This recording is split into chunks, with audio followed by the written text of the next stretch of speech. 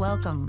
My name is Gena Timberman, and you are listening to Timber People, a podcast about people who, like timber, are strong, build and create, who gather us together like fuel that feeds fire. People who support structures of our community that uplift and protect. Welcome to the show. What a gift it is today to welcome Dr. Allison Fennell-Conch. Welcome to the show. Hi, Gena. Thanks so much for having me. I really appreciate being here.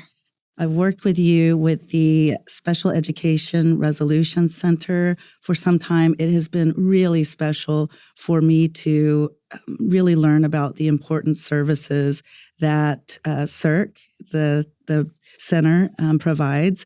Dr. Allison Fennell-Conch is the program manager for the SERC program, and the program has been collaborating with the Oklahoma State Department of Education for nearly 20 years. I want to get into your history and experience and what the services, really that the center provides. It's really interesting and really important. Perfect. Thanks, Gena. Yeah. Oh boy, I have worked with people with disabilities for about 20 years in a variety of different capacities. I started off after graduating grad school as a speech and language pathologist, and for a while worked with adults with disabilities, and then transitioned into the education realm after moving back to Oklahoma, and worked in the public school district for about 12 years in the special education department. So I came from kind of that venue, and in that role worked with SERC quite a bit. We had service providers come into the district and kind of help bridge the gap between families and schools and help provide. We had a lot of trainings from SERC. So when Joanne Blades, the former program manager, retired, it was kind of a blow to my gut and my heart because I had such a long-standing relationship with her. But was fortunate enough to kind of take over this role. It's been only about 6 months, almost 6 months now. So Special Education Resolution Center, we provide dispute resolution services statewide, like you said, for in partnership with the Oklahoma State Department of Education. Federally, each state is required to provide dispute resolution services, and our agency does that for the state of Oklahoma. It's our intention and our mission is to resolve disputes between families and schools at the earliest stage possible. So a lot of that includes preventative services like training, individual consultations, and things like that. It's really important. I think about what programs like this, the resources, which the program is really efficient on the resources that are provided. And I know that an important partner, aside from the State Department of Education, is the Oklahoma State University Department of Wellness. That's really important to see institutions of higher education, state agencies working together, and with experienced professionals like yourself and others with the center. It's been really incredible to see what everyone is doing working together. Yeah, it is really great. I know you and I have talked about having the support of OSU is wonderful because they are our lead sponsored agency for SERC. So we are under the Department of Wellness and sponsored programs at OSU, but on contract and in partnership with the State Department provide the services. So we have lots of support in terms of our ability to provide services and training, which allows us to provide a high level of support to families and schools. It's been really, really cool to experience from this side because I had only experienced it just from the school perspective. And so to kind of see the big picture and how well this has worked and how it's continued to change and evolve has been really, really cool. The personalities involved with the professionals and the experience and talent engaged, it's been a real learning opportunity for me. I've worked in different areas in my profession where conflict resolution, times of conflict, need for resolution was real. And it takes the right team working in that type of training. And it's been really beneficial for me in terms of communication skills and understanding the value of what a program like this brings to not just to the school district and to the student, but also particularly in some of the smaller rural communities throughout Oklahoma, what that can mean for a community where people have lived and their families have lived for decades. Yeah, it's been really cool in terms of our partnerships with other agencies to be able to get into community-wide events, to talk with families as well, because like you said, we're not just here to support schools. Although my background is having worked for a school district, we are not parent advocates, we're not school advocates. We are a true neutral third party that is here to help move the process forward for students in special education and public schools in Oklahoma.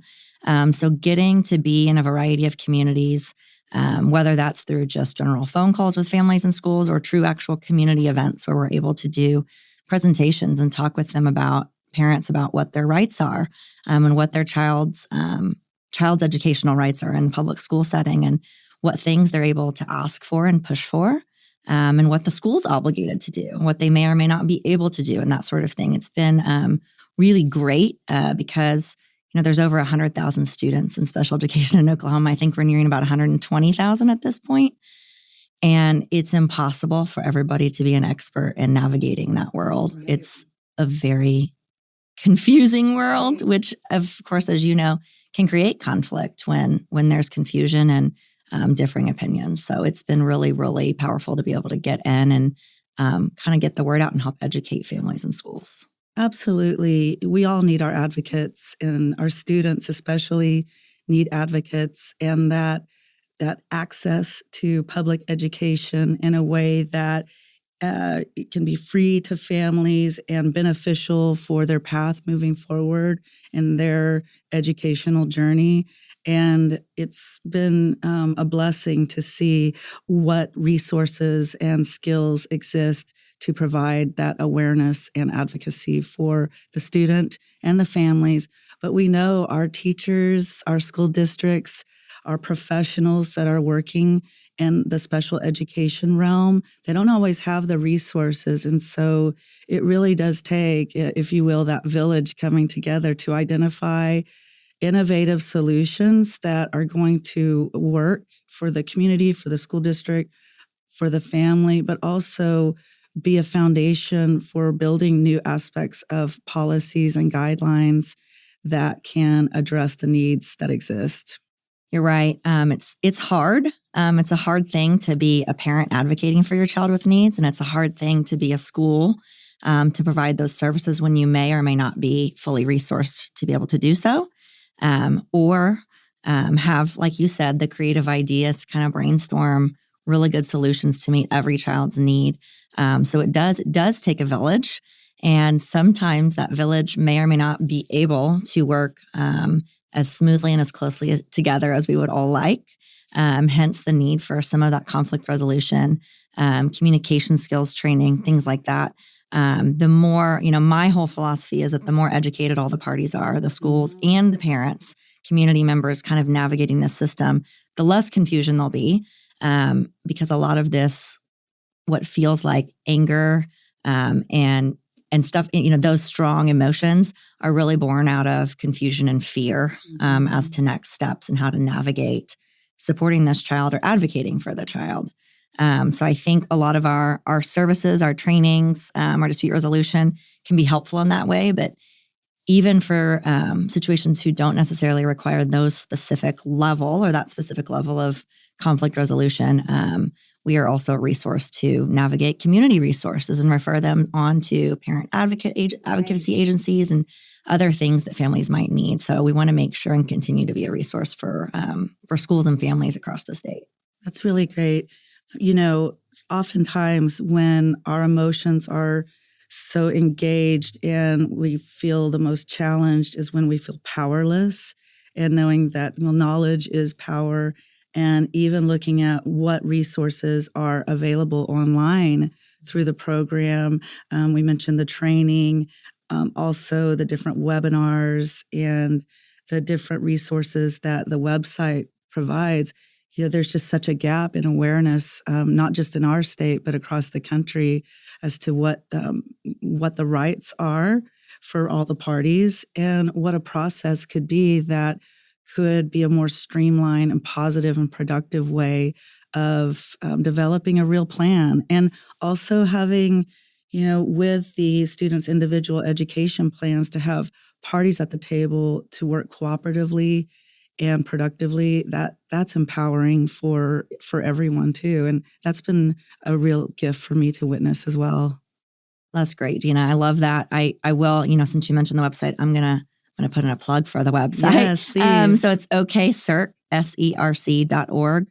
We also have a Facebook account and Instagram because we do push resources out there because, like you said, and knowledge is power. So the more that we can provide people with information, the better off they're going to be. The more accurately they can advocate for their child, and the more accurately and appropriately schools can provide those services. So we do provide a lot of trainings, not necessarily just on special ed issues, but about communication, Right. and, like talking through things when emotions are running high, and how to do that, and how to navigate those difficult conversations. So we provide that for schools and for families when requested for family groups, because we partner with some parent advocacy agencies as well. And then, like you said, we do offer webinars once a month as well, and they get archived to our website. We do a variety of things. I mean, we have districts call us up and say, hey, I think our people, our principals or our teachers or all of the above need a training on this aspect. Here's where we're struggling. So we do want to continue to be a resource. And like you said, there's so much out there on our site as well. So I would encourage people to go there as well. Absolutely. You brought up that communication aspect, and conflict will exist in our lives no matter who you are, where you live, if you have a student in school. But it is about those communication tools that are really important. And, conflict can breed great divides. Conflict can bring people closer together. And there are times disagreements can open up those opportunities for deeper discussions and creative problem solving, and just putting out those different, opportunities to utilize tools in communication. Of the past is important for facts. The future is where we move forward, and what do we want to see the path moving forward look like from here? Employing listening skills, and also respect and honoring the relationships in that community and between the school and the student and student family. It's really important. So I'm glad you brought up that communication aspect. Yeah, it really is. It's huge. We've found that primarily it's school districts that are taking advantage of the training surrounding, communication, because typically at these meetings discussing students' individualized education plans, it's the school district, presenting the proposal, and here's what we would like to do for your child, and here's the services. And the parents are, of course, a part of that team, but it's the school's obligation to present and provide that information. So we've found that schools are taking advantage of it, but a lot of times families are the ones that really have less background knowledge on this aspect. So it's not only just providing that training, but sometimes if it gets to the level of that needed conflict of resolution, that's when another way SERC can come in as providing someone like you, Gena, our third-party neutral service providers in the context of an IEP team meeting or mediation, where it can make people feel a bit safer and more comfortable knowing that there's that neutral provider there to help kind of bridge those communication gaps if and when it rises to that level. And the hope is that after the end of those sessions where things are reframed and refocused, that it helps those parties move forward in a really positive manner. You've had a longstanding history of working with the community and people who have disabilities, and also working with the school districts, and now working on this side with the program. And I can only imagine the change, the evolution of resources available that exist today from 20 years ago, or from when you were starting your educational path towards being a professional in this field. It's the landscape has completely changed from a federal legal perspective, but also how the state is really employing people and resources to meet those needs. You're right. I mean, because federal law-wise, if we think about it, there's not been a reauthorization of IDEA, that federal law for special ed, in 20 years. So the legal obligations really haven't changed in terms of what the feds are saying that schools must do. There's been some slight adjustments with Oklahoma policy, but you're right, a huge change in terms of how schools are able to support students, what the State Department and partner agencies are able to provide in terms of supporting families so that they can better advocate for their child's needs. And even SERC, the journey with SERC, my first interaction with them was probably 8 years ago. Mm-hmm. And the amount of growth and change in terms of what services are provided, it started just as managing this due process hearing. So, parents can file due process, which is the most legal filing that they can do against a school district. And that's how SERC started, was managing that federally required system. And now it's grown to providing all of these other services for dispute resolution and trainings with a focus on the communication. So it's been a huge shift in the landscape that's well beyond the law part of things. Absolutely. You mentioned coming back to Oklahoma. You grew up in Oklahoma, right? I did. Yeah, here in the metro, actually. Yes. Did you know you wanted to be involved in this type of work? I had were a no idea. No, Yeah. I started off in college as an engineer, and I discovered I was way too people-y for that. So I needed to work with people, and I had two different friends, oddly enough, within the context of a year, have brain injuries. So got involved in kind of the rehabilitation, cognitive therapy side of things, and switched kind of my path in college, and honestly thought I'd be working with adults for a long time. And I didn't get into education until moving back to Oklahoma. And it was a huge shift for me. I had not really had much experience in public ed. I'd had it outside the realm of education for people with disabilities. So I've learned a lot in this 12 or 13 years in the public ed realm. And I can't imagine because I'm also a parent of a student in public education, but navigating this realm without the knowledge that I have. I'm fortunate that I live this life every day in education. And so I can really empathize with parents who don't. And they're trying to navigate this situation for their child, and they're not living this day to day in terms of the education world. So, but yeah, I had no idea I would be here. I mean, seems like it changes all the times. People ask, where am I going to be in 5 years? I'm like, wherever the world takes me at this point. Right.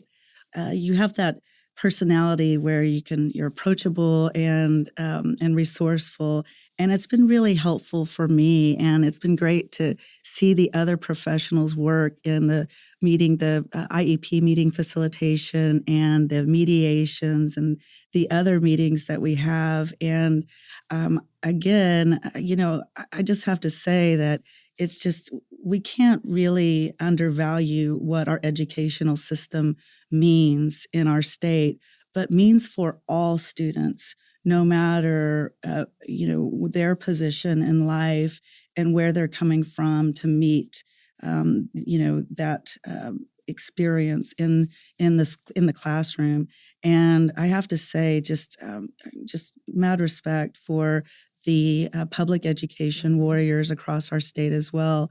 We just had Joe Dorman, who was, here with the Center for Child Advocacy, and the children across the state need resources to provide a better education, more positive experience within their communities. And I know that you and your team are a part of that puzzle that is really doing so much for all of Oklahoma.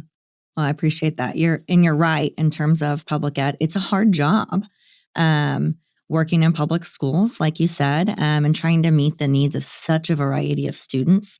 One of the things that's opened my eyes, just even having worked with SERC now or at SERC, managing the program, is, you work in a public school system, and so you see such a variety of students and families. For the most part, I worked for a fairly large district.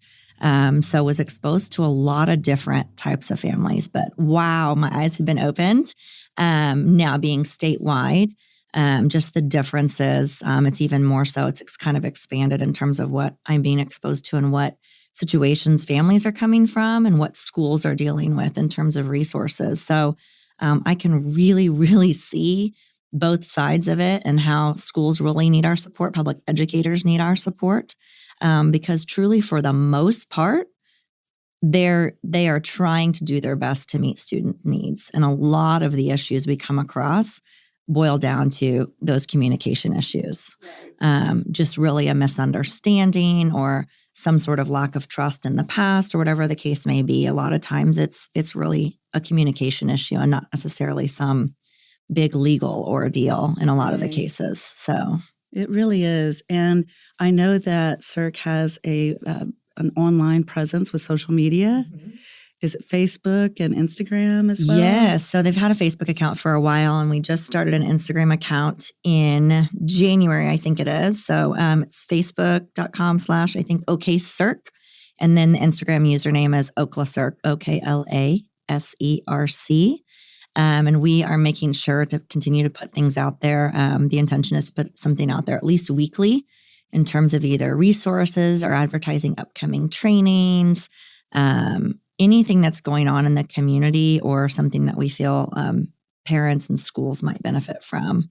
That is our intention. So, well, thank you. It's been a pleasure to have you on the show, and greatly appreciate all of your important work and your team that we all work with. That's so awesome. And it's just been a great learning experience for me. And I can't thank you enough, and look forward to hearing all of the wonderful things that you continue to do in the program. Thank you, Allison. Thank you so much, Gena. Yakoki, thank you for joining us. Timber People is brought to you by the Possibilities Podcast platform.